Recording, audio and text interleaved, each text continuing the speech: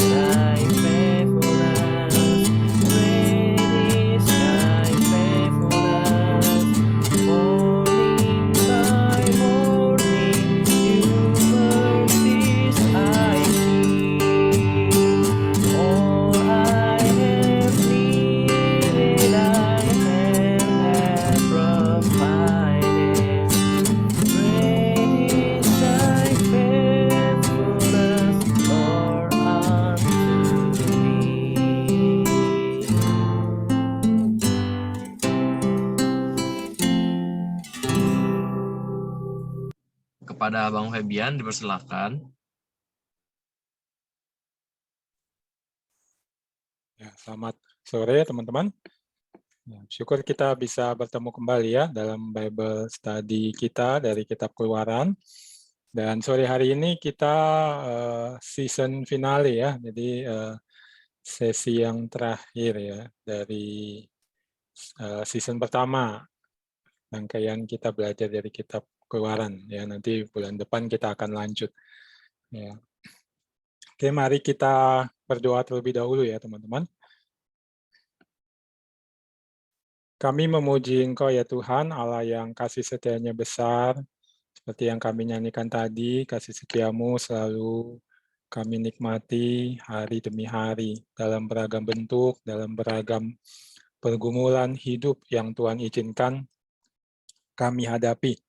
Dan kami bersyukur, kasih setia Tuhan juga kami nikmati, berupa kami masih dapat kesempatan untuk sama-sama mendengarkan Engkau berfirman, belajar dari Kitab Keluaran ini. Kami sungguh bersyukur dan memohon berkat Tuhan, kiranya Tuhan kembali mengajar kami akan kebenaran-kebenaran firman-Mu, supaya kami bisa memahaminya, kami bisa mengenal Engkau, dan hidup berdasarkan pengenalan itu, menyatakan siapa Engkau di dalam dan melalui hidup kami, ya Tuhan. Mohon berkat Tuhan, kiranya Tuhan mengajar kami masing-masing. Dalam nama Yesus kami berdoa. Amin. Ya, boleh ditampilkan PPT-nya. Ya, ini tema kita sore hari ini ya, teman-teman ya. Wilderness University, ya, jadi Universitas Padang Gurun. Ya, ini yang akan kita lihat ya dari narasi orang Israel ada di Padang Gurun di dalam perikop kita ya. Berharap seperti biasa ya, teman-teman sudah membaca. Kita akan langsung masuk coba melihat poin-poinnya ya, apa yang mau Tuhan ajarkan kepada kita.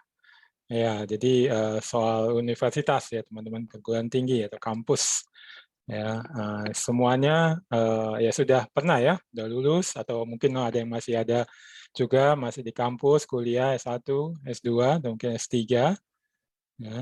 Nah, saya mau mulai dengan mengajukan pertanyaan yang berikut. Boleh slide berikutnya?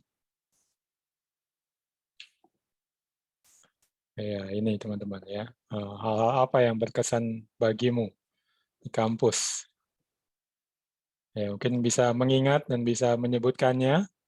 Bisa unmute, langsung menyebutkan atau di chat boleh. Apa hal-hal yang mengesankan buat teman-teman? Sekian tahun kampus ya, S1, mungkin mulai dari D3 ada juga kali. Ya, lalu mungkin lanjut S2 dan lain-lainnya. Apa yang berkesan buat teman-teman? Boleh? Ada yang mau menyebutkan?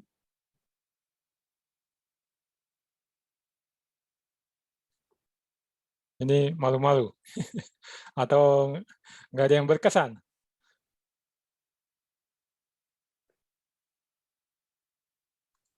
Oh, ini udah ada. Oh iya, pembinaan Alkitab, pelayanan di PMK, Kak Julius. Oh, ini ketemu orang dari berbagai penjuru Indonesia, ya dari berbagai penjuru ya. Tapi biasanya dari manapun, sebagian besarnya orang Batak ya.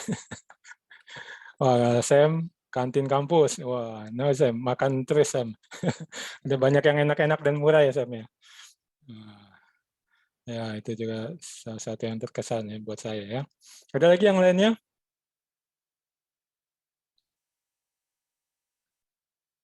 Nah, oh dari ujian ke ujian Kak. Wah Kak Elis wah, yang berkesan ujian nih. Wah ya. Oke.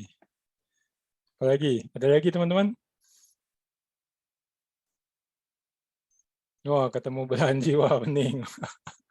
Ah ya, ini sama dengan saya ya. Nah, mungkin banyak lagi yang lainnya ya. Nah, kampus memang tempat menemukannya ya. Kalau di UI bilangnya apa tuh buku, pesta, dan cinta kalau nggak salah ya. Apa kebalik urutannya? Jadi salah satunya cinta ya, ketemu belahan jiwa. Ya, ada lagi. Ya, pasti banyak ya. Saya juga banyak teman-teman dan salah satunya adalah yes, yang berikut ini. Ya, boleh slide berikutnya? Ya, ini sama dengan Kak Elis tadi ya. Salah satu hal yang berkesan di kampus yaitu ujian ya. Kayak Kak Elis tadi ya, banyak ujian ya. Tiap mata kuliah ada ujian-ujiannya ya, ada ujian awal, ujian akhir ya, bahkan saya kayak praktikum. Saya kan dari FMIPA UI farmasi ya, praktikum itu ada pretestnya dulu. Nah, sebelum ini mulai praktikum, nanti selesai praktikum ada post test. Lalu nanti juga masih ada ujian praktikumnya lagi ya, sampai ujian-ujian sidang ya. Banyak pengalaman ya, saya berjuang malam-malam ya, karena saya farmasi, bukunya bisa puluhan bahkan ratusan halaman untuk satu ujian itu bisa berhari-hari ya, kadang begadang sampai pagi atau mungkin tidur dulu, habis itu bangun lagi jam 4 atau jam 5 lalu belajar lagi. Ya ada yang berhasil, ya ada juga yang gagal. Ya, apalagi kalau gagalnya itu yang paling saya ingat tuh gagalnya misalnya cuma hal kecil gitu, misalnya hitungan-hitungan udah benar dari awal, tapi nanti ujung-ujungnya aja ada satu langkah yang saya lupakan, jadinya salah ya. Atau pernah juga teman-teman masih saya ingat terus ya, saya nggak tahu akan ada ujian itu. Jadi emang nggak belajar itu, datang ke kampus nyari teman-teman kok pada nggak ada gitu di ruang kuliah, yang nongkrong-nongkrong juga nggak ada. Lalu saya ke gedung jurusan, pas sampai gedung jurusan ternyata semua udah duduk dan siap ujian. Saya terpaksa langsung ya duduk juga dan ngikutin ujian apa adanya, cuma bisa berdoa mohon Tuhan ingatkan apa yang sudah pernah dipelajari sebelumnya. Ya, cuma ya uniknya justru itu nilainya bagus gitu. Ya, banyak lagi ya yang saya nikmati dari ujian-ujian ini. Ya, termasuk juga salah satu yang saya ingat benar dan itu sangat membentuk diri saya dan ya Tuhan yang membentuk ya. Ya banyak juga ujian-ujian yang gagal gitu, sama semester 1 sampai semester 5 sehingga banyak yang mesti diulang. Bahkan karena dulu tuh belum ada semester pendek ya yang orang bisa ngulang dengan cepat atau bahkan nyodok, saya mesti ulang tahun depan nih sama angkatan di bawah ya. Jadi mesti nunggu 1 tahun lagi ya ngulang beberapa seperti itu ya, tapi ya saya lihat itu Tuhan membentuk diri saya gitu, ada hal-hal yang dia ya kayak pruning gitu ya, kalau istilah Tuhan Yesus di Yohanes itu tentang anggur ya, dibersihkan ya, karakter-karakter, sifat, kebiasaan atau bahkan ambisi mulai diarahkan, dibentuk menjadi yang Tuhan mau sampai menemukan ya panggilan menjadi hamba Tuhan full time dan kemudian ya bisa dan mau taat gitu ya. Nah ini kalau saya lihat teman-teman dari apa yang diceritakan oleh narator dalam perikop kita ini juga demikian. Ya ada ujian-ujian dan ya karena ini ujian di padang gurun, ini ujian yang tingkatnya tinggi. Ya, makanya saya kasih judul Wilderness University. Karena university itu kan institusi pendidikan tingkat tinggi ya, level tinggi. Ujiannya juga level yang tinggi.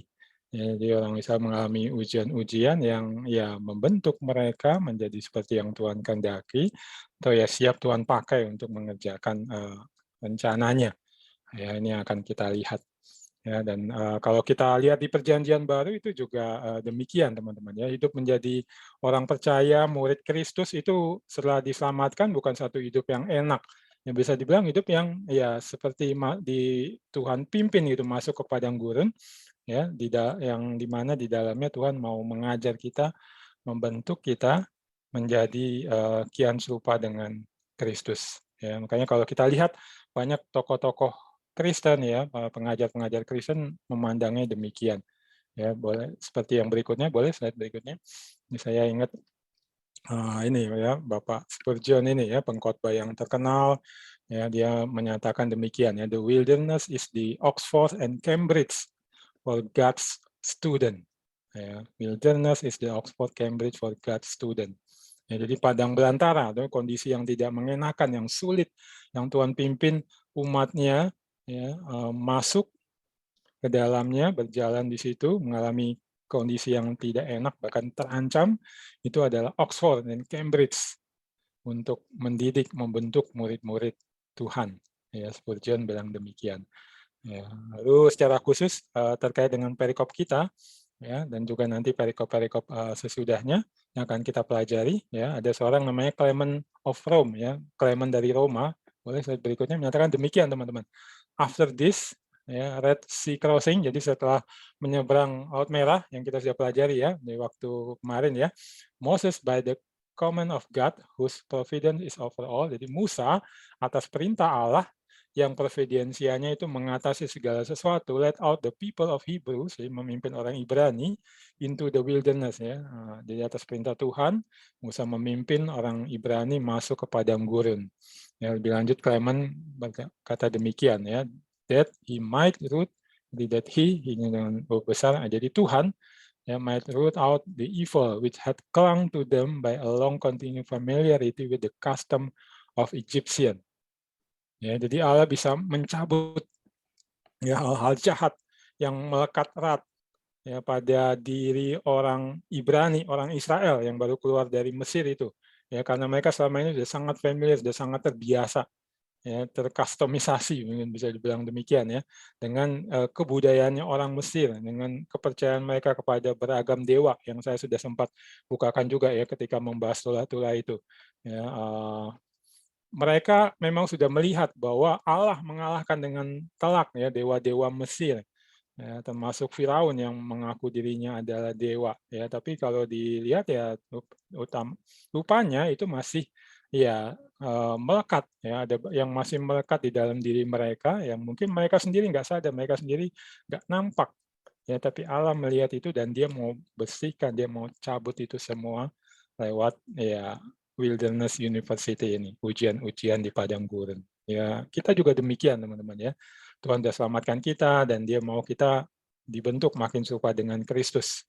Ya masih ada ya natur kita ya keberdosaan kita ya kebiasaan kita, sikap tingkah laku kita yang karena kita sudah familiar gitu dengan kebiasaan orang tua, keluarga, teman-teman ya ataupun lingkungan kerja kita, masyarakat kita ya hal-hal jahat dari mereka itu sadar nggak sadar melekat erat pada diri kita, ya termasuk masih melekat ketika kita sudah diselamatkan oleh Kristus.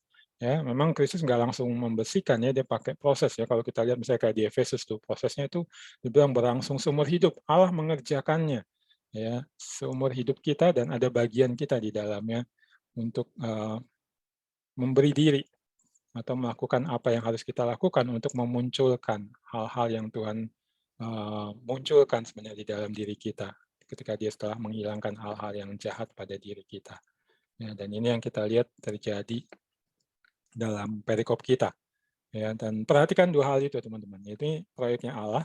Ya, jadi kalau universitas ya Allah itu ya rektornya, ya dia dosennya, ya dan segalanya itu dia yang melakukan. Tapi kita mahasiswanya itu punya bagian yang harus kita kerjakan.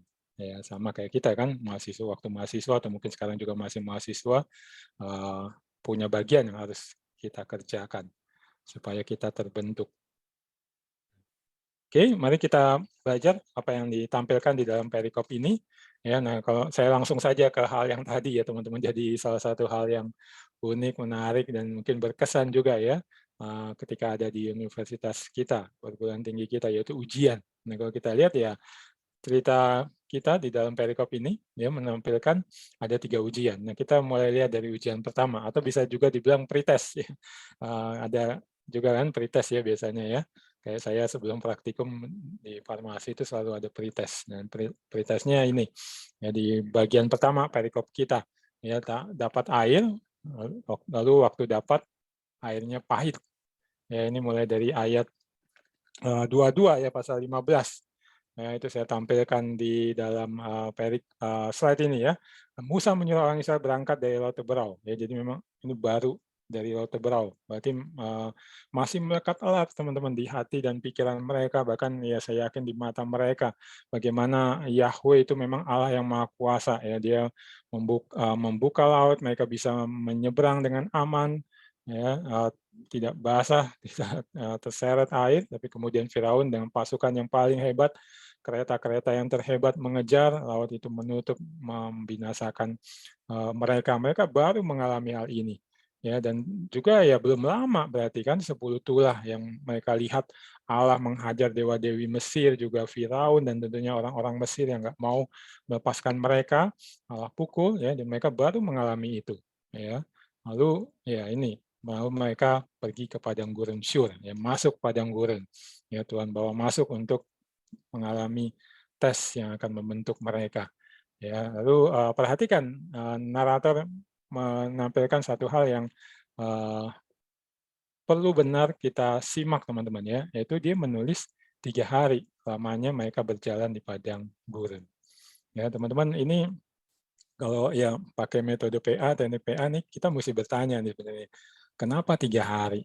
Atau lebih tepatnya kenapa cerita yang ditampilkan atau ujian pretest yang ditampilkan adalah yang terjadi setelah 3 hari lamanya berjalan di padang gurun.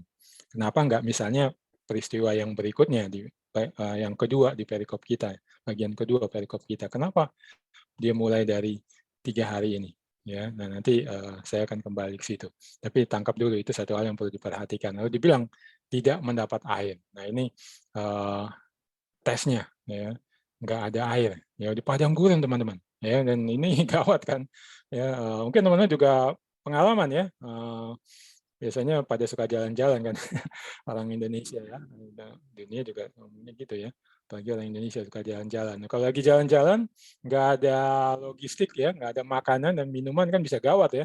Saya kalau lagi di mobil, di bus, ya, nggak ada minum, nggak ada makanan, wah, orang yang ada di mobil, di bus ya, biasanya mulai dari anak-anak, lalu bisa juga yang dewasa ya, papa mama juga bisa jadi ribut ya, menuntut segera ada makan, ada minum. Ya, nah ini juga orang Israel demikian, 3 hari jalan di padang gurun, nggak dapat air, ya, lalu masih jalan terus lagi sampai ke tempat yang namanya Mara, ya, tetapi mereka tidak dapat minum air yang di Mara itu karena pahit rasanya. Akhirnya dapat minum, mungkin kayak kita lagi jalan-jalan mobil ya, atau mungkin bus, lalu kemudian ketemu warung atau restoran ya, tempat kuliner gitu ya, tapi ternyata ya nggak bisa makan di situ. Ya, ini ketemu air tapi airnya pahit rasanya. Ya, ini ya mungkin karena kandungan airnya ya, rasanya bisa dipahit itu. Ya, lalu narator menyebutkan lebih lanjut, itu sebabnya dinamai orang tempat itu marah.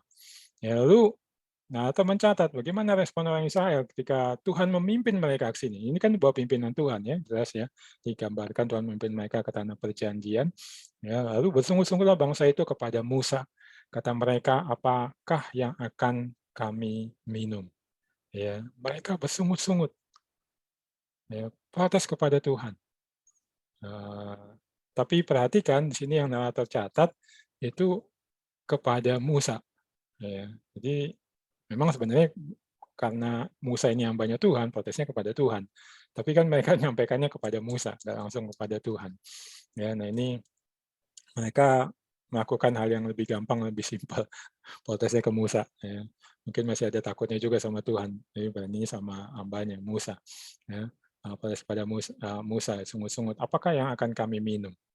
Ya, jadi mereka bersungut-sungut ya, berarti ini nggak bersyukur atas Tuhan yang sudah menyelamatkan mereka, memimpin mereka dengan memakai Musa dan sudah menunjukkan mujizatnya, mereka bisa bebas dari perbudakan 400 tahun lamanya, dan ini karena masalah air, ya, baru 3 hari berjalan, mereka sudah bersungut-sungut.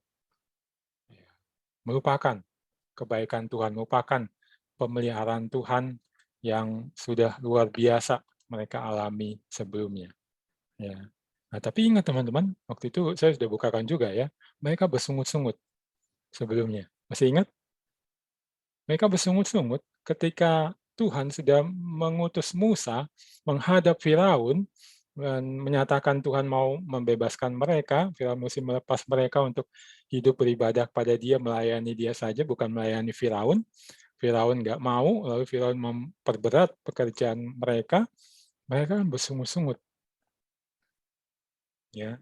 Nah, jadi ini yang tadi saya katakan di awal, masih ada sifat jahat mereka yang ditampilkan oleh narator.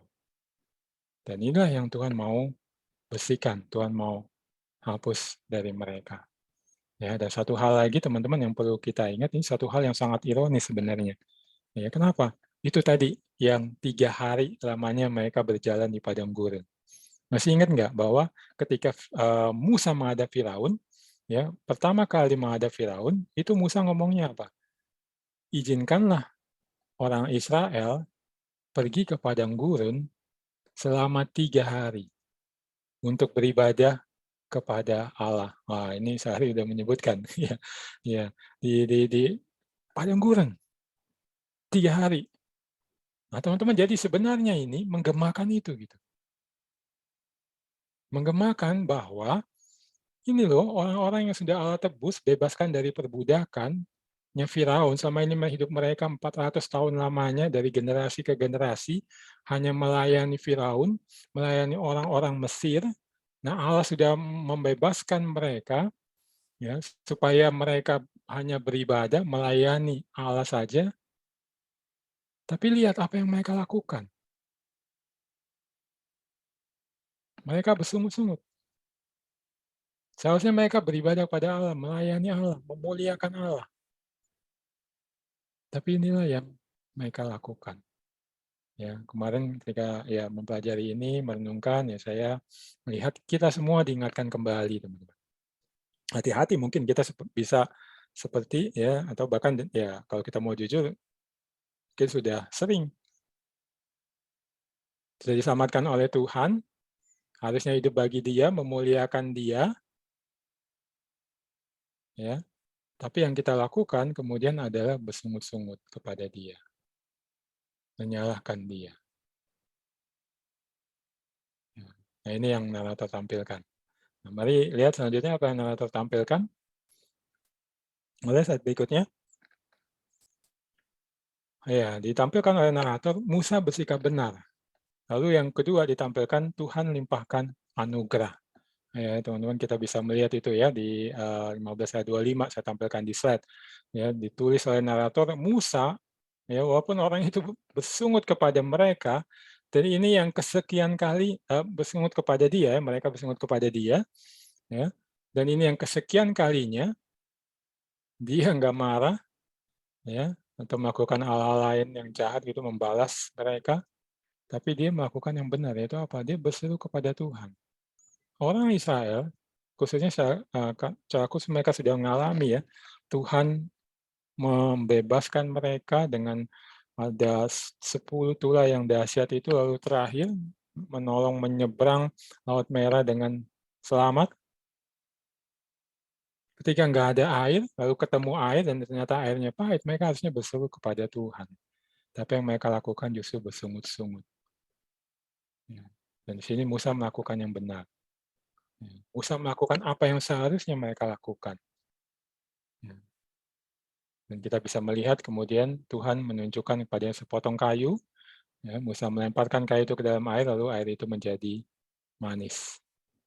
Ya, jadi yang pahit jadi manis karena kayu itu dilemparkan. Ya, banyak yang bisa menjelaskan, oh itu mungkin karena kandungan air, kandungan kayunya, lalu terjadi reaksi kimia, ya, rasa pahitnya hilang.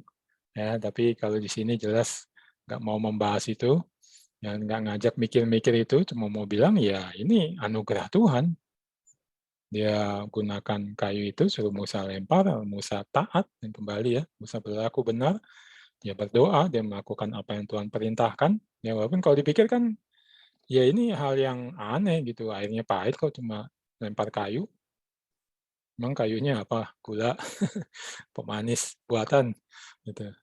Yang ajaib itu dari satu pabrik kimia yang hebat gitu, Jepang misalnya, lempar lalu airnya jadi manis gitu. Enggak, itu kayu biasa gitu.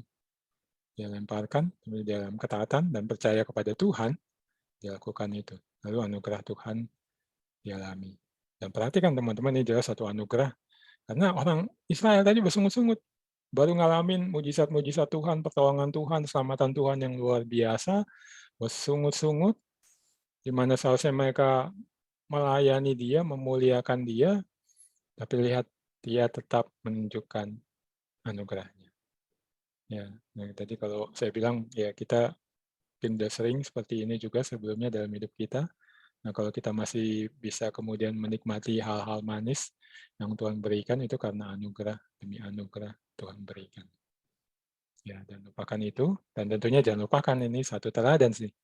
Ya, saya pikir ini yang Tuhan mau kita lihat, kita pelajari, kita teladani sebagai pemimpin. Ya, entah kamu pemimpin di mana, teman-teman.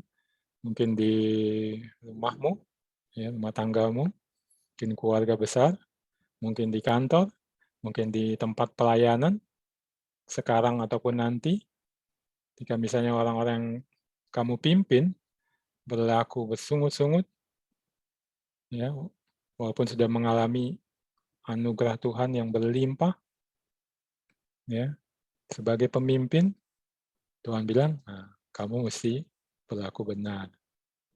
Jangan ikutan bersungut-sungut.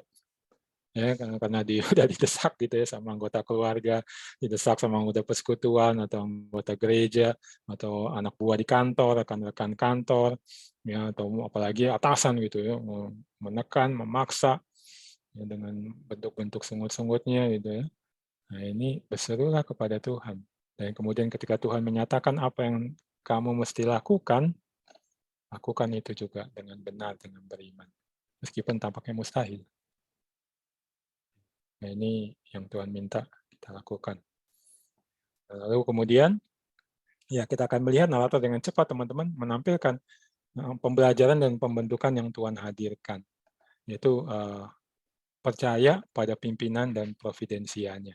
Ya, lihat habis itu di 25b-nya ditulis di sanalah diberikan Tuhan ketetapan-ketetapan dan peraturan-peraturan kepada mereka, dan di sanalah Tuhan mencoba mereka. Pertama perhatikan diberikan ketetapan-ketetapan dan peraturan. Jadi ini semacam diadakan covenant, ya, covenant awal bisa dibilang, covenant kecil sebelum nanti ada covenant besar yang diberikan, yaitu 10 hukum dan Taurat. Ya, ini memberikan ketetapan-ketetapan dan peraturan yang mereka mesti taati di dalam mereka mengikut Tuhan di padang gurun menuju tanah perjanjian itu. Ya, lalu kemudian dinyatakan di sana Tuhan mencoba mereka. Ya ini yang indikatornya bahwa ini tes. Ya, Tuhan mau mengajar, mau membentuk mereka. Lalu firman Tuhan ya disampaikan, jika kamu sungguh-sungguh mendengarkan suara Tuhan Allahmu dan melakukan apa yang benar di matanya. Nah ini, jadi diminta benar-benar ikutin apa yang Tuhan perintahkan, Tuhan nyatakan. Kalau dalam kasus mereka ya Tuhan pimpin 3 hari lewat tempat-tempat di mana nggak dapat air, ya padang gurun, nggak dapat air. Lalu ketika dapat air, airnya pahit, nggak bisa diminum. Ya Tuhan bilang, ikut terus, lakukan apa yang benar. Ini yang baru benar cuma Musa doang, itu Tuhan bilang. Ya, kalian semua lainnya enggak. Nah sekarang berubah, dengarkan dengan sungguh-sungguh. Ya, lalu diulang lagi teman-teman, itu yang saya biarkan hitam ya.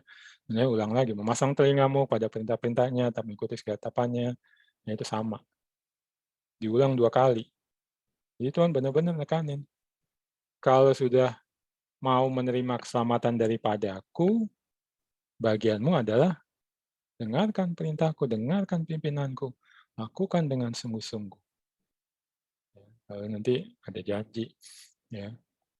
Aku tidak akan menimpakan kepadamu penyakit manapun yang telah kutimpakan kepada orang Mesir. Ya, dari Tuhan pakai hal yang baru saja mereka alami. Nggak akan orang Mesir baru alami dan mereka lihat ya, kamu nggak akan ngalami itu penghukuman yang aku berikan kepada orang Mesir. Ya, tapi kebalikannya, ya ini secara nggak langsung mau menyatakan itu akan menerima berkat-berkat Tuhan, menikmati rencana Tuhan digenapi di dalam dan melalui hidup mereka. Ya, itu yang Tuhan nyatakan. Ya, jadi memang jelas di sini Tuhan mau percaya pada pimpinannya, walaupun dibawa masuk ke padang gurun. Jadi itu padang gurun yang nggak ada airnya. Ketika ketemu air, airnya pahit. Nah ini teman-teman. Ya, mari kita berkaca terhadap firman ini. Ya, mungkin kita semua karena Tuhan sudah kasih banyak anugerah ya sejak di kampus, kuliah, atau bahkan mungkin sejak siswa, ya kita sudah mengenal Tuhan, kita sudah banyak kali juga bisa dibilang kalau mau dihitung-hitung gitulah ya, mengikuti apa yang Tuhan perintahkan, ya, dan kemudian sekarang ya Tuhan pimpin masuk ke padang gurun, ya, entah itu padang gurun di rumah tangga, ya, padang gurun di keluarga besar, ya, padang gurun di kantor, padang gurun dalam pelayanan, dalam kehidupan bermasyarakat. Nah, ini Tuhan bilang, percaya pada pimpinanku, ikuti apa yang ku perintahkan untuk kamu lakukan. Ya, kamu akan terhindar dari mengalami hukuman. Ya, dan kemudian satu lagi Tuhan pastikan ya akan menikmati berkat dan secara langsung juga disampaikan di ujung kalimat ayat 2 teman-teman. Sebab akulah Tuhan yang menyembuhkan engkau. Nah ini yang terkenal, Yehova Rafa. Ya, Yehova Rafa. Tuhan penyembuh. Ya. Nah, tapi perhatikan teman-teman, sebenarnya yang terjadi dalam peristiwa ini, kalau di secara fisik, atau bisa dilihat oleh mata, yang disembuhkan dalam tanda petik, itu kan air. Ya kan? Airnya kan pahit. Kasih obat, kayu yang Tuhan suruh Musa ambil, lemparkan ke air itu, sembuh airnya. Pahitnya hilang, muncul manis. Atau manisnya jadi bisa kerasa gitu, tadinya tertutup oleh sesuatu yang membuat jadi pahit. Airnya yang sembuh. Tapi perhatikan teman-teman, di sini Tuhan bilang, Akulah Tuhan yang menyembuhkan engkau, Yehova Rafa. Nah ini yang saya bilang itu teman-teman, pembelajaran dan pembentukan. Ya, jadi di diri orang Israel dan juga tentunya kita, sama ya, kita ada murid-murid Kristus yang masih terus Tuhan mau bentuk, masih ada dalam tanda petik penyakit-penyakit yang dari dunia yang nggak mengenal Allah, yang melawan Allah, kita dapat itu, udah sekian lama itu berdiam di diri kita, mempengaruhi hati pikiran kita, keluar dalam perbuatan kita, Tuhan mau menyembuhkan kita dari itu. Dan menyembuhkannya lewat ini. Dia memimpin kita masuk ke padang gurun, dan padang gurun yang sulit, yang nggak ada airnya. Sekalinya ada air, airnya pahit, nggak bisa diminum. Ya. Makanya perlu ketaatan di sini jelas diminta. Percaya pada pimpinan Tuhan. Teman-teman, kalau mungkin teman-teman sedang Tuhan pimpin ke padang gurun dalam berbagai hal atau bidang, ya mungkin 1 atau 2, 3 bahkan. Nah ini Tuhan berbicara, percaya pada pimpinan. Supaya apa? Mengalami dia sebagai Tuhan yang menyembuhkan, yang membentuk kita. Makin lama makin serupa dengan Kristus. Kalau enggak ya kita terus mengidap penyakit-penyakit itu. Masih lama kita membawa penyakit itu, terpengaruh oleh penyakit itu, menulari dunia. Di mana seharusnya kita menerangi dunia, menggarami dunia. Menjadi Allah Tuhan, menyatakan dia dan rencananya. Tapi justru kebalikannya. Ya, makanya jangan tolak. Ya, ada yang suka, ada dalam Kristen, ada kelompok Kristen yang ya dalam nama Yesus tolak semua yang susah-susah, yang sulit. Nah ini dibilang jangan. Ini Tuhan sendiri yang bilang. Kalau Tuhan yang memimpin jelas, ya tentunya bukan karena kita sendiri yang bodoh ya, atau mau ikuti kebodohan orang, kita masuk ke padang gurun yang sulit. Tapi memang Tuhan bilang masuk ke situ, ya masuklah di situ. Ikuti, karena di dalam situ ada ujian-ujian yang dia pakai untuk membentuk kita, memberikan pelajaran kepada kita. Percaya pada pimpinan. Lalu terakhir ya jelas percaya pada providensianya, kelihatan dari ayat 27 teman-teman. Ya di situ dibilang sesudah itu sampailah mereka di Elim. Jadi jalan lagi, dan kalau dari kalimatnya sesudah itu maksudnya nggak lama, nggak jauh dari tempat Mara itu yang airnya pahit. Nggak jauh dari situ, ya Tuhan pimpin mereka sampai ke Elim, dan di Elim itu ada 12 mata air.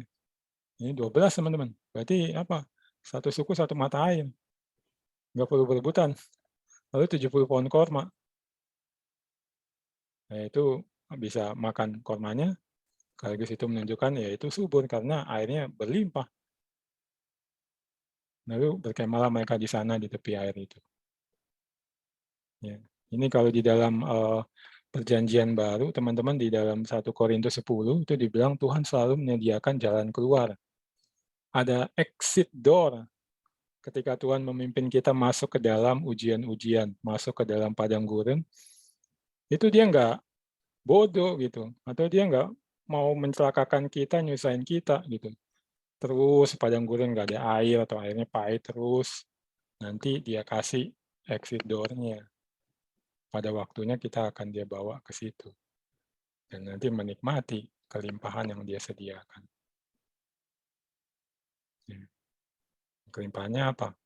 Ya, kita diubahkan terus makin serupa dengan Kristus, kita makin mampu melayani dia, memuliakan dia, menyatakan siapa dia. Dan tentunya kalau dilihat di sini berarti segala sesuatu yang kita perlukan itu juga akan disediakan. Ya, nah ini pelajaran pembentukan yang Tuhan ingin hadirkan teman-teman lewat padang gurun yang dia pimpin kita untuk masuk ke dalamnya. Ya, nah ini tes yang pertama, ya. Nah, mari kita masuk maju ke bagian kedua perikop kita, dan kalau kita maju masuk ke bagian kedua, ya kita melihat ujian yang kedua, ya tes yang kedua. Ya, ini tesnya roti dan burung puyuh dari sorga. Ya, bread of heaven. Ya, quail from heaven. Ya, ini kalau kita lihat teman-teman, ya tadi kan sudah bersungut-sungut mereka. Sudah diajarin Tuhan untuk taat, tapi kembali di sini ya tunjukin mereka gagal. Ya, di padang gurun itu bersungut-sungutlah segenap jemaah Israel, ya dipimpin padang gurun yang baru, yaitu Sin, ya, padang gurun Sin, ya, ayat 16 ya, pasal 16, hari ini saya lupa catat ya. Di padang gurun itu mereka bersungut-sungut, dan perhatikan ini dibilang segenap jemaah Israel bersungut-sungut kepada Musa dan Harun. Hal yang sama diulangi. Ya, dan ini lebih ironis lagi. Ya, itu di ayat 3, perhatikan. Kalau kami mati tadinya di tanah Mesir oleh tangan Tuhan, ketika kami duduk menghadapi kuali berisi daging dan makan roti sampai kenyang. Jadi bilang ya lebih baik makan all you can eat di Mesir dan kemudian mati kena tulahnya Tuhan daripada ya ini dipimpin ke padang gurun lalu ya dibunuh dengan kelaparan yang Tuhan buat mereka alami itu. Ya, nah ini yang kita bisa lihat teman-teman. Ya, jadi masih ada kejahatan-kejahatan itu apa? Itu keinginan makan, makan sampai kenyang. Ya ini salah satu 7 dosa maut ya. Kalau teman-teman udah baca bukunya, kalau belum boleh baca tuh. Ya. Mau makan sampai kenyang. Dan ini ironis sekali. 400 tahun diperbudak, ya, lalu dibebaskan oleh Allah dengan tangannya yang maha kuasa, tapi mereka memilih untuk all you can eat sebagai budak. Budak dari yang bukan Allah. Ya, dan ini satu hal yang ya kita manusia alami atau bahkan suka alami juga kan kalau kita mau lihat banyak yang juga seperti ini, orang-orang Kristen atau yang sudah menjadi Kristen, sudah mengenal Tuhan, diselamatkan oleh Tuhan, bahkan menikmati banyak anugerah. Lalu kemudian ketika Tuhan pimpin masuk ke dalam kesulitan-kesulitan hidup, kesulitan pekerjaan, kesulitan pelayanan, kesulitan rumah tangga, lalu lebih memilih untuk ya menikmati hal-hal yang dulu dinikmati di dalam kegelapan, di dalam dosa, jauh dari Allah. Ini yang kita lihat dan mereka gagal. Ya, tapi jelas di sini Tuhan di dalam hikmat-Nya membawa mereka ke dalam ujian yang kedua untuk kembali membentuk mereka. Ya, boleh slide berikutnya. Ya, nah ini cerita yang saya pikir familiar ya dari sejak sekolah minggu ya. Nah, ini Tuhan kembali bereaksi dan kembali reaksinya menunjukkan belas kasihan, menunjukkan anugerah. Ya. Dan terutama di sini jelas sekali belas kasihannya teman-teman. Kenapa? Karena udah kayak tadi tuh. Berarti kan udah sama sekali merendahkan Tuhan, ya, mengabaikan anugerah Tuhan membebaskan mereka. Mereka lebih memilih mati di Mesir asal bisa all you can eat daripada mati di padang gurun bersama Tuhan mengalami kelaparan. Ya, tapi Tuhan tunjukkan belas kasihan kepada orang-orang yang suka bersemut-semut ini. Ya, nah ini kalau kita perhatikan teman-teman lihat Tuhan berkata, aku telah mendengar sungut-sungut orang Israel. Ya, dan di perikop ini nanti kalau teman-teman ada waktu, kalau teman-teman belum menemukan ya, teman-teman bisa melihat diulang berkali-kali teman-teman kata bersungut-sungut ini. Jadi maksudnya sebenarnya Tuhan sudah melihat benar-benar dan sebenarnya udah ya kesel atau capek hati lah kalau mungkin dari sudut pandang atau kita pakai bahasa manusia ya. Karena itu teman-teman bisa lihat itu ditampilkan di ayat 2, lalu juga di ayat 7, ayat 8, lalu ayat 12 ya di dalam satu ayat itu bahkan ada yang sungut-sungutnya itu beberapa kali muncul. Ya, jadi benar-benar gue tahu nih sungut-sungutnya gue udah capek hati nih. Ya, tapi gue mau menunjukkan belas kasihan. Ya, lihat dia berkata, katakanlah kepada mereka, pada waktu senja kamu akan makan daging, dan pada waktu pagi kamu akan kenyang makan roti. Maka kamu akan mengetahui bahwa akulah Tuhan Allahmu. Ya, sekilas kalau kita perhatikan, dibilang pada waktu senja akan makan daging, pada waktu pagi kamu akan kenyang makan roti, kayaknya Tuhan memenuhi nafsu makan mereka gitu ya. Mau dipuas-puasin. Ya, tapi kalau kita lihat kalimat berikutnya ya jelas enggak, karena dibilang kamu akan mengetahui bahwa akulah Tuhan Allahmu. Dengan beroleh makan yang ya sampai kenyang itu sebenarnya supaya mereka lebih mengenal Tuhan. Ya, dan caranya gimana Tuhan jelasin ya. Daging itu nanti ya ayat 13 itu pada waktu petang datanglah berduyun-duyun burung puyuh yang menutupi perkemahan itu ya, jadi burung puyuh datang dalam jumlah yang besar banyak. Ya, ini ahli yang mempelajari melihat ini burung-burung yang biasa bermigrasi teman-teman ya. Mungkin pernah lihat di acara-acara di TV gitu ya, yang tentang alam, tentang flora fauna gitu kan. Kelompok-kelompok burung itu biasanya terbang gitu ke satu arah ya, dari satu tempat ke satu arah, nanti mereka balik lagi pada waktu tertentu ya, begitu terus ya sepanjang masa. Nah, ini kayak begitu. Tapi kalau dilihat tempat ini, ada ahli yang sudah mempelajarinya, berarti burung-burung ini ya memang Allah buat gitu. Mereka merubah arah gitu dari yang biasanya mereka pergi terbang datangi, mereka berubah arah mendatangi perkemahan orang Israel ya. Dan banyak sekali ya bilang itu berduyun-duyun menutupi perkemahan itu. Pada waktu pagi terletaklah embun sekeliling perkemahan itu. Nah, ini yang roti surganya ya. Mana itu ya, itu ayat 14-nya saya pakai dari NIT itu supaya lebih jelas. When the layer of the dew has evaporated, jadi waktu pagi kan 13 bilang ada embun sekeliling perkemahan.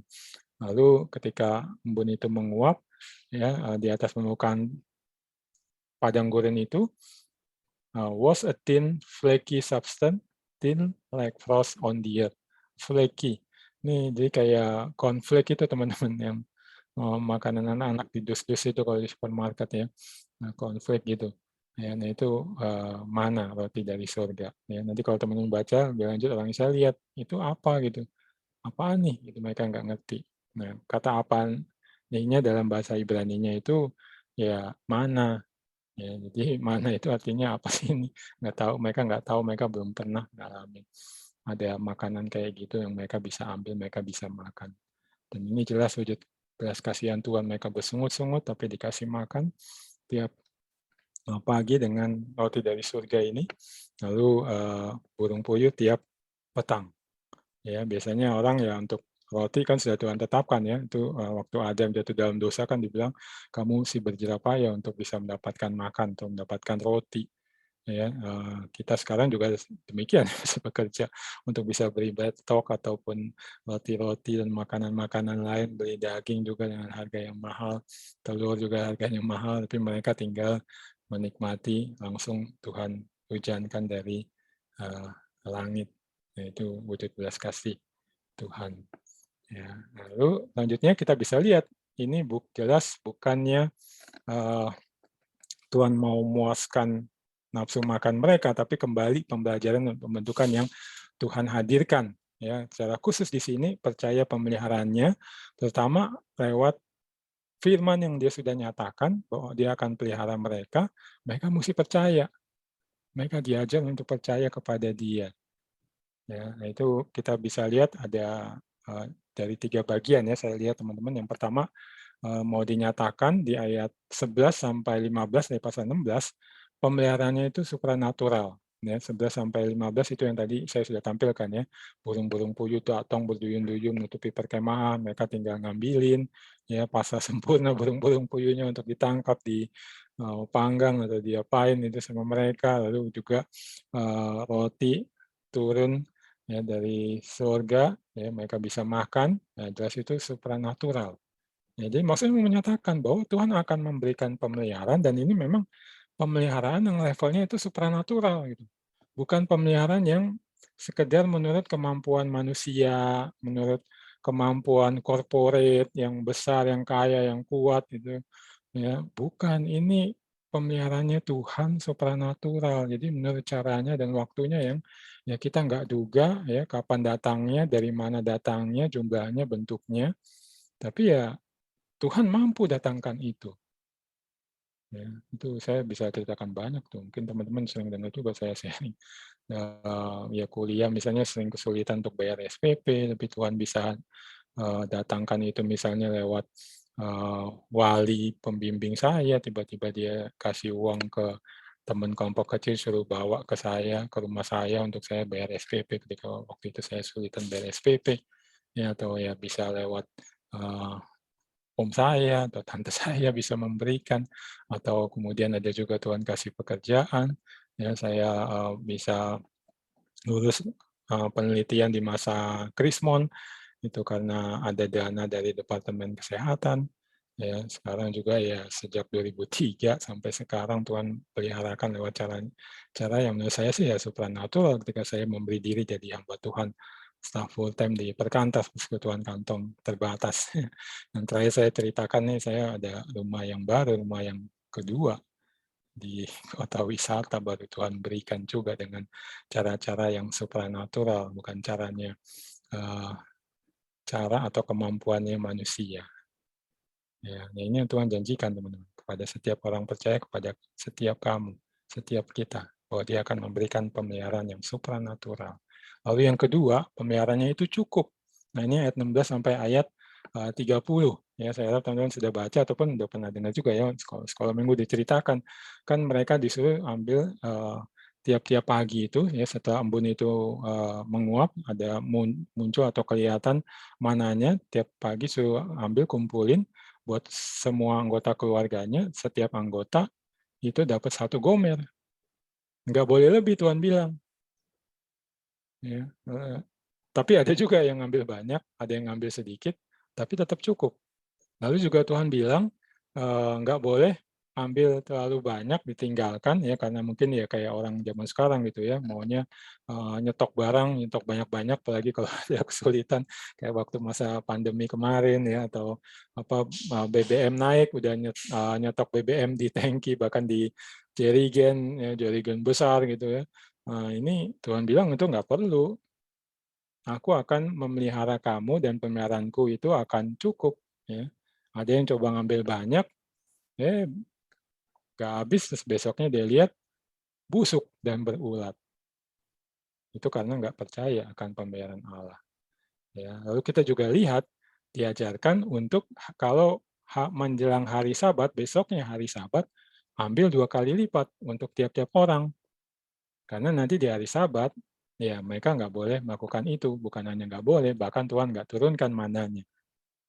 Ya, ambil ya 2 kali lipat, dan Tuhan janjikan itu akan cukup, tidak akan membusuk. Mereka taati itu, mereka ngalami itu benar demikian adanya. Nah ini teman-teman, ya ini tuh saya pikir sih satu hal yang Tuhan menyatakan kembali ya, mungkin kesekian kalinya. Pemeliharaanku itu pasti cukup, termasuk ketika Dia memimpin kita teman-teman ke padang gurun, di mana nggak ada air atau pas ketemu air airnya pahit. Berapapun yang Dia berikan, entah itu makanan, pakaian, ya, ataupun mungkin sumber daya manusia atau sumber daya lainnya yang kita perlukan, mungkin dari sudut pandang kita, sudut pandang manusia lain, itu kurang, nggak cukup. Tapi percayalah, Tuhan bilang itu akan cukup, ya. Berarti cukupkan dirimu. Dan termasuk di sini jangan stok berlebihan gitu, ya. Karena nggak percaya Tuhan akan mencukupkan atau pembayaran Tuhan itu cukup. Ya. Karena kalau demikian berarti nggak percaya, nggak taat, nggak percaya sama pembayaran Tuhan. Ya, ingat itu teman-teman. Lalu yang ketiga, ya, kalau saya kalimatkan pemeliharaannya itu satu kesaksian. Harus jadi satu kesaksian. Ini yang ayat 32 sampai 36 dari pasal 16. Ya, Tuhan suruh Harun ambil, lalu kemudian disimpan ya, dalam sebuah buli-buli, taruh di segomer penuh, tempatkan di hadapan Tuhan untuk disimpan turun-temurun ya, di dalam tabut nantinya ya, di depan itu loh batu yang berisi firman. Tapi jelas di situ dibilang mesti disimpan turun-temurun supaya apa? Generasi-generasi mereka, ya generasi demi generasi nanti bisa melihat bagaimana Allah memelihara orang Israel dengan mana dan burung puyuh ini. Kalau teman-teman nanti mau buka Mazmur misalnya, ataupun juga banyak kitab nabi, ya, ataupun kitab Musa yang lain, itu banyak di-refer peristiwa ini. Ya, kenapa? Ya karena ini dilakukan dan memang akhirnya menjadi satu kesaksian dari turun-temurun. Kalau buat kita berarti apa? Ya berarti kita mesti percaya kepada pemeliharaan Allah, taati seberapapun yang Tuhan beri, kapanpun waktunya yang Tuhan tentukan untuk memberikan itu, ya kita mesti taat supaya ini bisa menjadi satu kesaksian.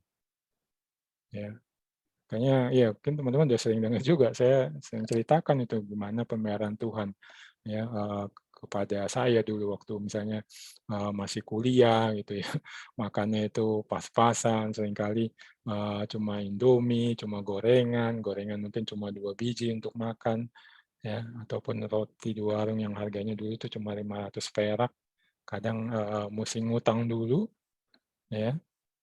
Tapi ya itu pemeliharaan Tuhan dan ya orang tua saya maupun saya terima, ikuti dengan meyakini bahwa ya kalau Tuhan kasih segitu ya cukup gitu. Misalnya saya nggak jadi kurang gizi atau jadi kurang cukup pintar untuk mengikuti kuliah sehingga bisa lulus kuliah di Farmasi UI gitu. Dengan hanya segitu.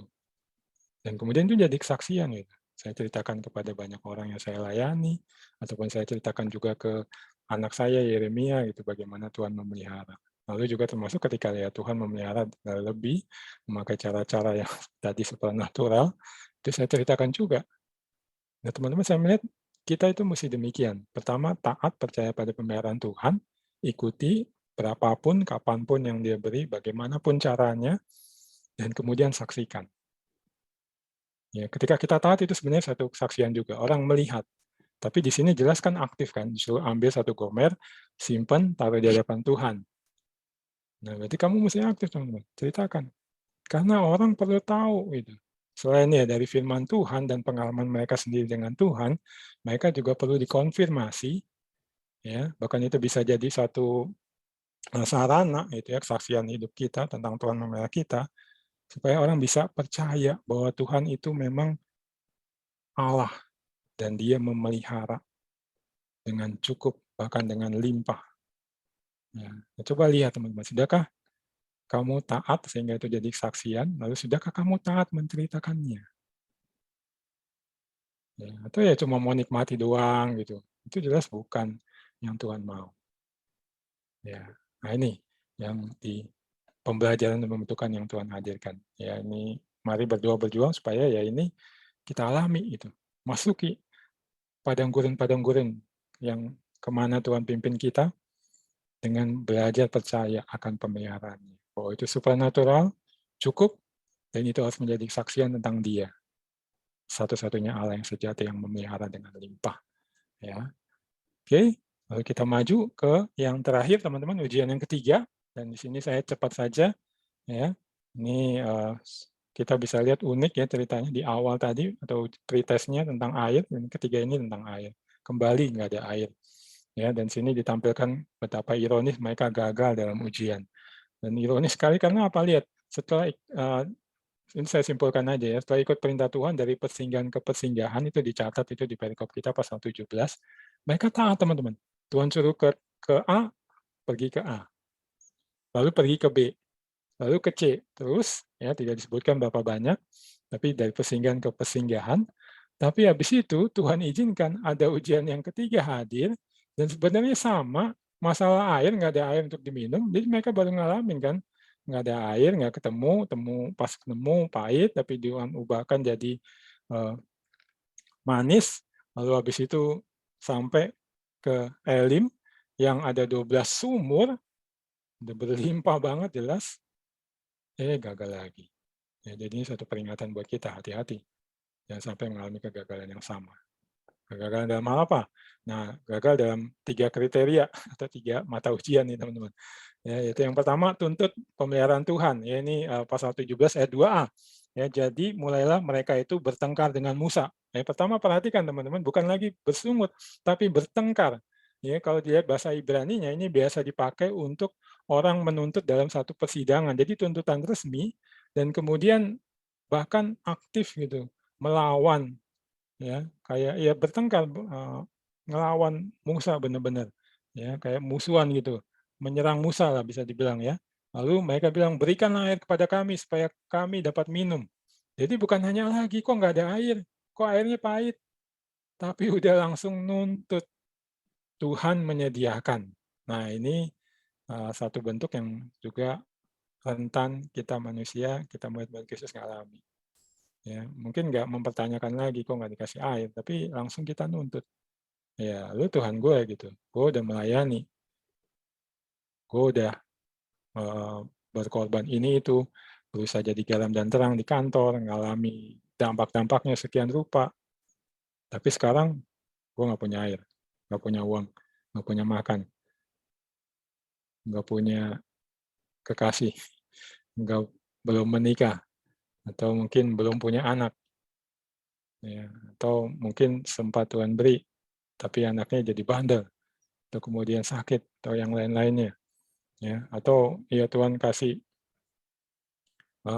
masuk di satu tempat pekerjaan, tapi kalau misalnya nggak naik-naik pangkat, gaji kurang terus, walaupun sudah berusaha jadi garam dan terang, mau berdampak lebih, tapi kok nggak Tuhan kasih jalan atau kasih posisi di mana bisa berdampak, Tuhan kasih dong, harus kasih. Saya anak raja, itu kan Tuhan raja, saya anak raja. Ada orang Kristen yang suka begitu, ya. Nah ini failnya. Ya Tuhan memang janji memelihara, tapi tetap Dia yang Tuhan. Kita umat percaya dan taat menurut caranya dan waktunya. Nggak bisa menuntut. Dan kalau percaya sebenarnya nggak perlu menuntut kan.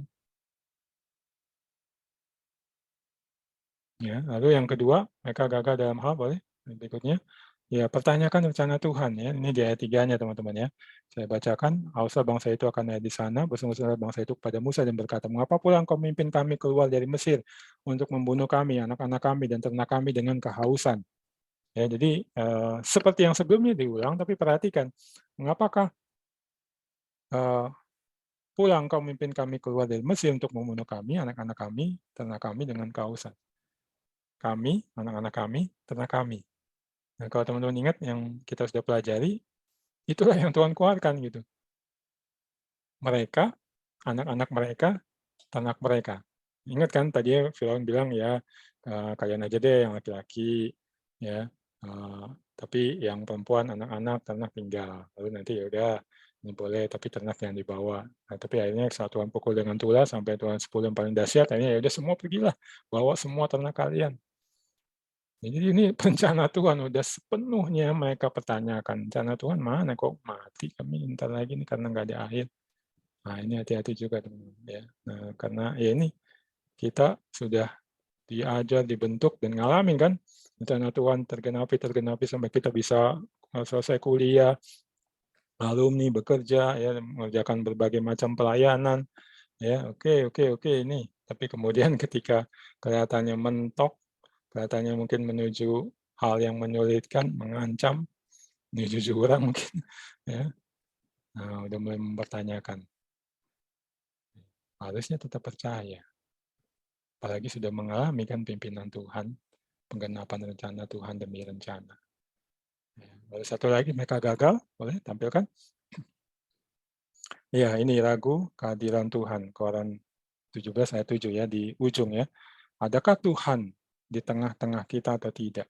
Padahal jelas Tuhan yang memimpin mereka dan Dia hadir dalam tiang awan, tiang api di tengah-tengah mereka. Baru saja juga memelihara mereka, tapi mereka ragukan. Nah, ini kita terutama ya ketika kita melihat ya kok susah doang, sengsara doang, kok nggak ada hasil, Tuhan di mana? Ya, nah ini hati-hati juga teman-teman, jangan gagal di dalam hal ini. Tuhan bilang, ya percayalah, Dia hadir. Ya kan Tuhan Yesus janji, ya kalau kita mengerjakan amanat agungnya di dalam hidup kita, dalam kita menjalani hidup ini, Dia senantiasa menyertai sampai pada akhir zaman. Itu mereka gagal. Oke, boleh kita lanjut. Ya, jadi mereka gagal, itu penutupnya sangat menyedihkan ya. Tapi bersyukur ada anugerah Tuhan terus dinyatakan ya, Musa disuruh pukul batu karang, nanti air keluar, mereka bisa minum dari air yang keluar dari batu karang itu. Ya, tapi ya kita belajar sampai di situ saja. Nah, apa respon kita ya terhadap narasi di padang gurun ini? Nah, ini yang pertama ini teman-teman ya. Kemarin yang terakhir ini juga saya munculkan, tapi ya ini memang mesti muncul karena memang dimunculkan kembali, bahkan ya saya lihat lebih kuat, lebih ditekankan ya. Jadi percaya pemeliharaan Allah atas kebutuhan-kebutuhanmu ya. Kembali kalau buat kita umat perjanjian baru, jelas dinyatakan Matius 6 ayat 33 dan ini ayat yang Tuhan beri ketika Dia memanggil saya jadi hamba Tuhan full time ya. Tapi carilah dahulu kerajaan Allah dan kebenarannya, maka semuanya itu akan ditambahkan kepadamu. Ya, saya sudah bilang juga kan, yang terakhir itu bagaimana sampai sekarang, sejak dari 2003 saya mengalami, ya ketika saya mau utamakan Tuhan dan kerajaannya, ya Dia menambahkan, Dia memberikan semua yang memang saya perlukan pada waktunya dan menurut caranya. Tidak pernah Dia ingkar janji di dalam hal ini. Ya, nah cuma dari narasi ini, satu hal yang saya ingin kita perhatikan benar-benar atau renungkan kembali adalah ya lihat apa yang orang Israel alami. Ya sudah melihat mengalami kuasa Tuhan berkali-kali, makin lama makin besar, sudah taat juga pimpinan Tuhan dari satu tempat ke satu tempat, ya mengalami ujian, ya gagal diajarin, dibentuk, gagal diajarin, dibentuk, ya karena mereka memakai akal pikiran mereka gitu, situasi kondisi yang mereka lihat. Lupa memperhitungkan Allah dan perhitungannya Allah. Cuma pakai hitungan-hitungan mereka saja. Nah, ini kita yang perlu hati-hati, teman-teman. Kita rentan, walaupun misalnya kita sudah pegang ini sekian lama misalnya. Ya, ini kemarin saya baru mengalami juga kemarin dalam persiapan Tuhan ingatkan gitu ya dalam pelayanan saya. Waktu yang lalu kami lagi rapat teman-teman mempertimbangkan apakah kami akan menerima menjadi panitia pelaksana Camp Nasional Mahasiswa tahun 2025. Gitu. Ya, kan camp yang terakhir ini baru kemarin ya teman-teman Agustus ini secara online Perkantas Bandung penyelenggaranya. Nah, begitu selesai di hari penutupan itu sudah langsung diminta kepada Perkantas Jakarta untuk memikirkan, menggumulkan untuk menjadi penyelenggara Camp Nasional tahun 2025 dan diminta onsite karena kondisi sudah membaik ya. Nah, walaupun masih ada COVID, masih ada masa pandemi, tapi sudah makin membaik. Nah, kemarin saya amati teman-teman mulai dari ya saat disampaikan gitu ya, kami diminta untuk mengumpulkan di penutupan Camp Nasional itu beberapa rekan itu lebih cenderung menolak gitu. Alasan-alasan yang diajukan adalah misalnya, oh 2025 kita kan tahun 2023 akan menjadi penyelenggara World Assembly. World Assembly itu ya kayak camp sedunia gitu teman-teman.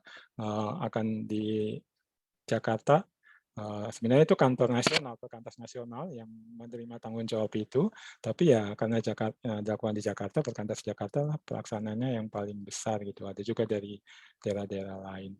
Nah, mereka mempertimbangkan itu. Baru menyelenggarakan World Assembly, pertemuan sedunia, camp sedunia, tapi habis itu udah mesti segera siapin camp nasional mahasiswa.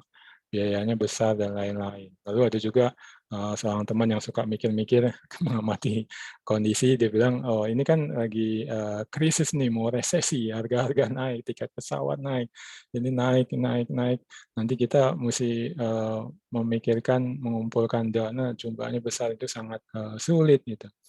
ya, lalu diputuskan untuk mengumpulkan ya, ya saya melihat ada hal yang berbeda teman-teman. Ya, lalu kemudian kemarin kami rapat, saya mau menyampaikan hal yang berbeda itu, yaitu untuk menerima ada beberapa hal. Sebelum saya menyampaikan itu, Tuhan kasih konfirmasi ada Kak Vivi, teman-teman tahu ya, Fabiana Tagung, dia ngomong duluan, lalu dia bilang ya Jakarta harusnya menerima, karena Jakarta yang Tuhan kasih banyak staf, kasih banyak sumber daya, juga kemampuan untuk membuat sebuah camp, pengalaman, dan lain-lainnya Jakarta yang paling kuat. Gitu. Ya, jadi saya lihat itu yang Tuhan munculkan juga di pikiran saya dan saya mau sampaikan sebenarnya. Lalu habis itu saya juga bilang, nah, ya, serupa dengan Kak Vivi, setuju dengan Kak Vivi, lalu beberapa hal lagi ya saya sampaikan yaitu ya kita nggak perlu takut soal kebutuhan dana karena ini kondisi lagi resesi gitu. Kalau memang Tuhan kehendaki, ya Tuhan pasti akan memberikan providensialnya, walaupun MM-an. Kalau mau onsite nanti teman-teman. Onsite terakhir itu di Jogja, saya salah satu pengarah itu lebih dari 2M. Tapi ya Tuhan cukupkan juga. Gitu. Nah, saya melihat itu juga. Nah, ya, jadi intinya apa teman-teman yang saya sampaikan ke rekan-rekan sepelayanan, yaitu bahwa ya kalau Tuhan memimpin kita menerima, mempersiapkan dan melaksanakannya dalam masa resesi, ya itu nggak apa-apa, terima aja. Kalau meyakini memang kehendak Tuhan, Camp Nasional ada 2025, onsite, lalu Perkantas Jakarta, penyelenggaranya. Ya ini kan kayak satu situasi padang gurun gitu. Menyelenggarakan camp nasional yang MM-an biayanya, pesertanya banyak, harga-harga terus naik, itu suatu situasi padang gurun. Ya, tapi ya saya kemarin mendorong rekan-rekan sepelayanan dan syukurnya semua akhirnya sepakat untuk Jakarta menerima pelayanan ini. Ya, dan kemarin saya juga bilang gitu bahwa ya kalau teman-teman setuju, saya bersedia menjadi staf pengarah ya yang memperjuangkan atau paling depan lah memperjuangkan itu semua karena meyakini memang Tuhan pimpin melayani mengadakan camp nasional dalam situasi padang gurun. Ya, nah ini teman-teman. Ya, mungkin Tuhan mempercayakan kamu tugas-tugas entah di pekerjaan, pelayanan, keluarga, atau lain-lainnya lewat situasi padang gurun. Nah, percaya pemeliharaan Allah, taati pimpinannya, percaya providensianya. Serahkan kebutuhan-kebutuhanmu, Dia yang akan memenuhi. Ya. Oke, lalu yang perlu kita waspadai juga secara khusus ini teman-teman. Kemarin ketika persiapan teringat apa yang saya pernah baca itu soal ada yang kasih peringatan waspada terhadap functional atheism. Yaitu, when you worry, you do not believe in God. Ketika kita khawatir teman-teman, sebenarnya kita lagi nggak percaya kepada Tuhan yang berjanji mau memelihara, Dia sanggup memelihara. Ya, karena dan itu dinyatakan sebenarnya Matius pasal 6 itu. Sebelum ayat 33-nya, lihat 31, 32-nya apa yang ada di situ. Sebab itu janganlah kamu khawatir. Ya, dan berkata, apakah yang akan kami makan, apakah yang akan kami minum, apakah yang akan kami pakai. Semua itu dicari bangsa-bangsa yang tidak mengenal Allah. Jadi saya kasih warna merah. Berarti kan itu Tuhan Yesus bilang sama murid-murid gitu. Kalau khawatir akan makan, minum, pakai, ya, dan lain-lainnya, itu kamu sama aja seperti bangsa-bangsa yang nggak mengenal Allah, nggak percaya Allah. Lalu kalimat selanjutnya juga mengatakan hal itu. Akan tetapi Bapamu yang di surga tahu bahwa kamu memerlukan semuanya. Dan ini kan secara nggak langsung mau menyatakan itu gitu. Bapak tahu, dia mau mencukupkan, itu kehendaknya, dia pasti bisa, dia pasti melaksanakan. Nah, kamu mesti percaya itu. Wujudnya nggak usah khawatir. Hati-hati teman-teman. Jangan sampai kita jatuh ke sini. Orang Israel sebenarnya ateis fungsional ini. Fungsional ateis gitu. Ketika mereka nggak percaya pemeliharaan Allah dan pimpinan Allah di dalam padang gurun yang kita lihat tadi. Ya, dan kalau mau mundur satu lagi, apalagi menegaskan mundur ke ayat sebelumnya. Boleh slide berikutnya? Ya ini ayat 24-nya. Ya. Tuhan Yesus bilang, tak seorang pun dapat mengabdi kepada dua tuan, karena jika demikian ia akan membenci yang seorang dan mengasihi yang lain, atau ia akan setia kepada seorang dan tidak mengindahkan yang lain. Kamu tidak dapat mengabdi kepada Allah dan kepada Mammon. Ya, perhatikan Allah, Mammon. Nggak bisa mengabdi kepada keduanya, mesti salah satu. Ya, jadi kalau mau lihat cerita tadi, sebenarnya bisa dibilang orang Israel itu nggak percaya kepada Allah, percaya kepada ilah-ilah yang lain, masih percaya kepada ilah-ilah Mesir berarti. Nah itu yang Allah mau bersihkan, munculkan percaya kepada Dia semata. Nah teman-teman hati-hati, mungkin pada diri kita juga masih ada gitu. Kita percaya kepada ilah-ilah dunia zaman sekarang, ya. Dan Tuhan mau membersihkannya ketika Dia mimpin kita masuk ke situasi padang gurun. Ya, masuk bersikap benar supaya dibersihkan dan akhirnya kita hanya benar-benar melayani Allah. Ya. Lalu berikutnya dan yang terakhir teman-teman, boleh? Iya, ini respon kita terhadap narasi di padang gurun ini, percayakan kebutuhan-kebutuhanmu yang terdalam kepada Sang Anak Allah, Yesus Kristus. Ya, kita memang sudah dinyatakan mesti percaya kepada Allah, ya, tapi Dia menyatakan kepada kita, umatnya di perjanjian baru, untuk secara khusus percaya kepada anaknya, yaitu Yesus Kristus. Nah ini Tuhan seperti hendak menanyakan kepada kita, ya, mengajak kita untuk coba evaluasi apakah kita sudah benar-benar percayakan kebutuhan-kebutuhan kita yang terdalam kepada Yesus Kristus. Ya, kenapa saya menarik ini? Karena kalau kita mau kaitkan dengan beberapa bagian perjanjian baru, teman-teman, ya jelas ini dikaitkan dengan apa yang ada di dalam perikop, yaitu percaya kepada Kristus. Percayakan kebutuhan-kebutuhan yang terdalam, ya. Nah, ini beberapa saya tampilkan, boleh slide berikutnya. Nah, ini Yesus Kristus, teman-teman, di dalam Matius 4 ayat 1 sampai 10, saya pikir teman-teman familiar ya. Dia sudah berhasil dalam ujian yang Israel maupun kita gagal, ya. Israel gagal tadi kita lihat ya di padang gurun, ya, walaupun tadi baru bagian awalnya aja mereka di padang gurun ya teman-teman ya. Nah, tapi kita bisa lihat tuh, nah itu saya tampilkan di slide ya. Dan setelah berpuasa 40 hari, 40 malam, akhirnya laparlah Yesus. Berarti kan 40 ya. Orang Israel nanti kan 40 tahun di padang gurun ya. Yesus memang 40 hari, 40 malam. Ya, tapi dia ya jelas kelas atau level ujiannya yang tinggi tingkatannya dia ya, levelnya dia walaupun cuma 40 hari 40 malam. Ya, lalu ya ayat 3 dibilang, datanglah si pencoba berkata kepadanya, jika engkau anak Allah, perintahkan supaya batu-batu ini menjadi roti. Ya, lalu jawab Yesus, ada tertulis manusia hidup bukan dari roti saja, tapi dari setiap firman yang keluar dari mulut Allah. Ya, ini kan terkenal ya. Ya, tapi mungkin banyak yang nggak tahu ya bahwa ini sebenarnya kutipan Yesus ya, atau dikutip Yesus dari Ulangan 8 ayat 3 yang sebenarnya merefer ke peristiwa mana itu ya, yaitu saya tampilkan di bawah ya. Jadi ini perkataan Musa ya, Tuhan suruh Musa sampaikan ke orang Israel dalam Ulangan 8 ayat 3. Jadi iya, maksudnya Allah ya merendahkan hatimu, membiarkan engkau lapar, memberi engkau makan mana yang tidak kau kenal dan yang juga tidak dikenal oleh nenek moyangmu, untuk membuat engkau mengerti bahwa manusia hidup bukan dari roti saja. Nah itu sama kan yang disebut itu. Tetapi manusia hidup dari segala yang diucapkan Tuhan. Ya, nah jadi ketika Yesus mengutip ini teman-teman, dia mengidentifikasikan dirinya dengan orang Israel di padang gurun dalam perikop kita. Orang Israel mengalami ujian itu, mereka direndahkan supaya percaya kepada Allah, ya, percaya kepada firman Allah, ya. Nah, tapi Israel gagal, ya, kita pun juga seringkali gagal kalau kita mau jujur ya. Tapi Yesus telah berhasil, ya, dia berhasil menolak baik yang pertama ya maupun kedua dan ketiga di ayat-ayat berikutnya. Tapi lihat, Yesus sudah berhasil, ya. Kita sulit memang menghadapi ujian-ujian di padang gurun karena di baliknya ada si iblis yang menguasai dunia, ya, orang-orang yang mengikut dunia, mengikut si jahat, nggak mengenal Tuhan, melawan Tuhan mereka. Nggak mungkin kita dengan kekuatan sendiri. Makanya kita perlu mempercayakan diri kita, kebutuhan-kebutuhan kita kepada Kristus yang telah berhasil di dalam ujian. Ya, lalu ada yang kedua, boleh slide berikutnya.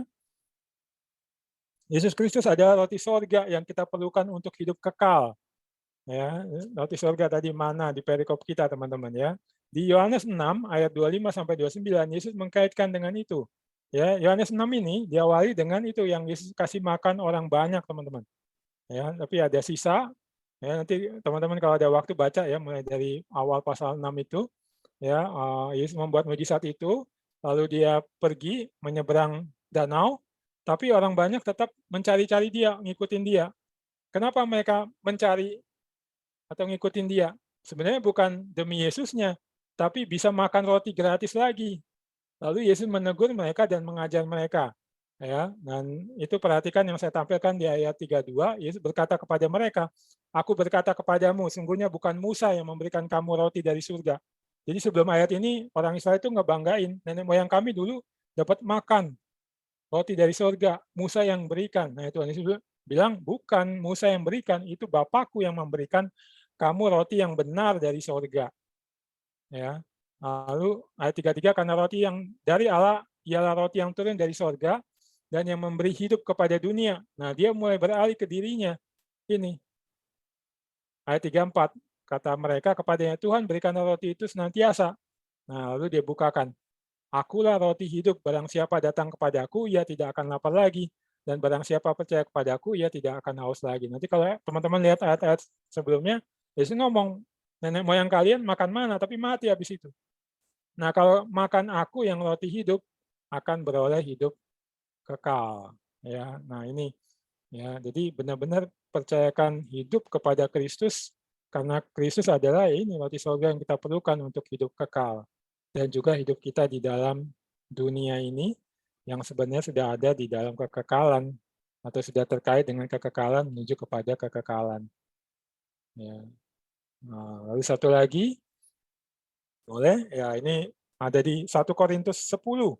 Teman-teman, nanti kalau ada waktu saya sarankan juga baca, teman-teman. Jadi di situ Paulus ingatkan jemaat Korintus, kamu jangan menginginkan hal-hal yang jahat, kayak nenek moyangmu, orang Israel di padang gurun. Ya, nah di ayat 4 nih, Paulus menuliskan demikian, dan mereka semua minum minuman rohani yang sama, sebab mereka minum dari batu karang rohani yang mengikuti mereka, dan batu karang itu ialah Kristus. Ya, nah yang pasal 17 itu, lagi-lagi nggak ada air, mereka menyerang Musa, lalu Tuhan suruh Musa pukul batu karang, keluar air. Nah, ini dalam inspirasi dari Tuhan, ya, Paulus menyatakan bahwa ketika mereka minum air dari batu karang itu sebenarnya mewakili Kristus yang memberikan air kehidupan. Ya, nah ini Kristus itu batu karang yang telah dipukul untuk keselamatan kita. Dipukulnya di mana ya? Di kayu salib kan. Dia ditombak dan darahnya tercurah bagi kita, ya, sehingga kita beroleh hidup. Ya, nah ini teman-teman, makanya yang kedua tadi, respon kita harusnya benar-benar percayakan kebutuhan-kebutuhan kita yang paling dalam kepada Yesus Kristus, karena dialah yang berhasil menang atas ujian-ujian yang kita gagal. Dia adalah roti sorga yang memberikan hidup kekal, dan dia batu karang yang tadi pukul untuk keselamatan kita. Dan banyak orang di dunia ini yang membutuhkan Kristus. Mereka belum menikmati Kristus seperti ini. Kita sudah, kita jadi alat Kristus untuk menolong mereka mengenal Kristus dan menikmati dia seperti ini. Ya, mari kita berdoa. Bapak, kami bersyukur untuk firman-Mu yang boleh kami pelajari. Kami memohon kiranya Tuhan terus berbicara, Tuhan menelisik hati dan pikiran kami, menolong kami untuk melihat apakah selama ini dalam perjalanan kami mengikut Tuhan, dan Tuhan sudah, sedang, atau akan membawa kami ke padang gurun, di mana di dalamnya ada kesulitan-kesulitan hidup. Kami sudah seperti yang Tuhan kehendaki, yaitu terus percaya kepada rencana Tuhan dan pemeliharaan Tuhan. Dan firman-Mu kiranya berbicara, mengajar, membentuk kami ya Tuhan, untuk percaya kepada rencana-Mu, percaya kepada pemeliharaan-Mu. Dan itu membuat kami berani untuk terus melangkah bersama-Mu ketika Engkau memimpin kami masuk ke dalam situasi-situasi padang gurun. Baik itu dalam kehidupan kami pribadi, di dalam kehidupan kami berkeluarga, di dalam kehidupan kami bekerja, melayani, dan lain-lainnya yang Tuhan percayakan. Biarlah kami bisa terus melangkah dengan percaya bahwa Tuhan memimpin kepada yang terbaik, kepada penggenapan rencana Tuhan. Dan juga Tuhan akan mencukupkan apa yang kami perlu, sehingga kami akan bisa terus bertahan, bahkan bisa melalui situasi-situasi padang gurun itu, dan menjadi Allah Tuhan, melayani Tuhan, menyatakan siapa Tuhan kepada banyak orang di dunia ini. Engkau yang mengetahui pergumulan kami ya Tuhan di dalam hal-hal ini, dan Engkau yang menolong kami untuk bisa sungguh-sungguh melakukan firman-Mu, sehingga kami menjadi pribadi-pribadi yang terus melangkah, mengikuti pimpinan-Mu, dan terus Engkau pakai untuk menyatakan siapa Engkau ya Tuhan.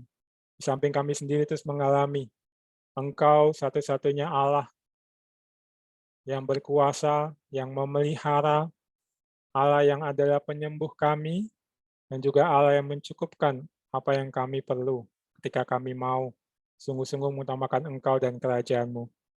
Makasih ya Tuhan, dalam nama Yesus kami bersyukur dan berdoa. Amin. Ya, kembali ke MC.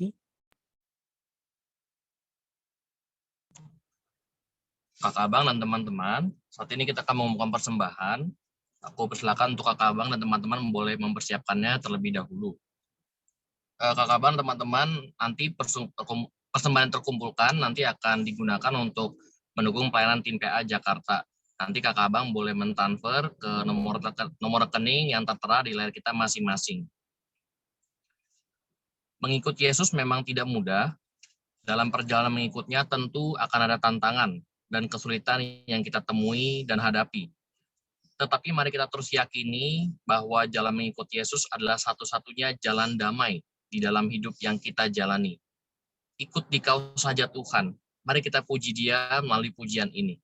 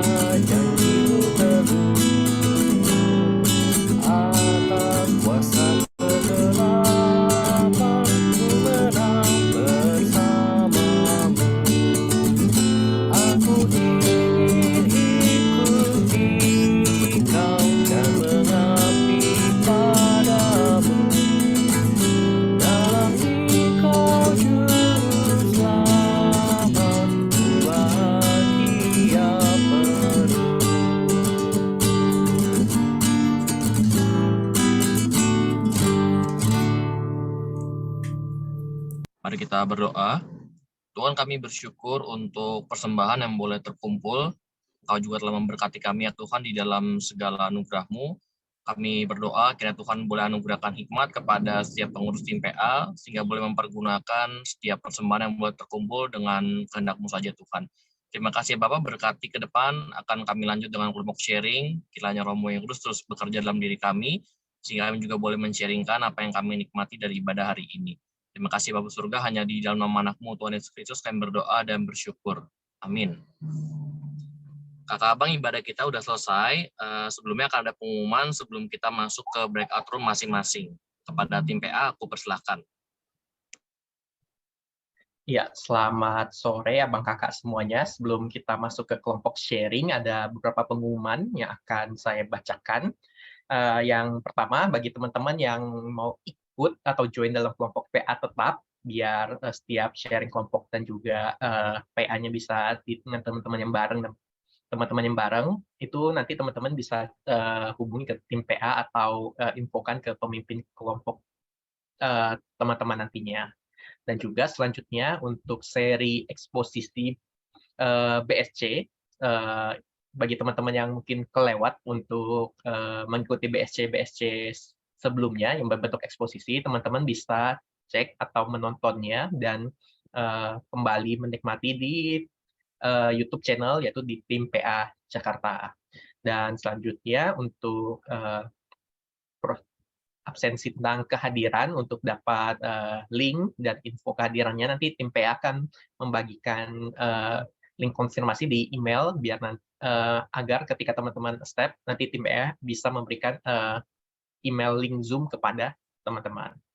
Dan selanjutnya mengucap syukur untuk pelayan BSC pada hari ini, mengucap syukur untuk dan juga berterima kasih kepada Bang Febian yang telah membawakan eksposisi tadi, dan juga MC dan singer ada Moan, dan pemusik ada Kecat. Mengucap syukur untuk setiap pelayanan dari Abang dan teman-teman semuanya.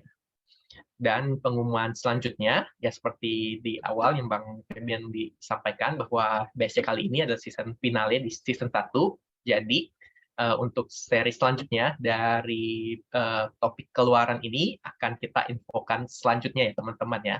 Nanti infonya akan disampaikan di grup peserta yang ada. Dan selanjutnya kita akan masuk ke dalam pembagian kelompok sharing, kepada host untuk membantu membagikan kita ke dalam grup untuk sharing. Selamat sharing teman-teman.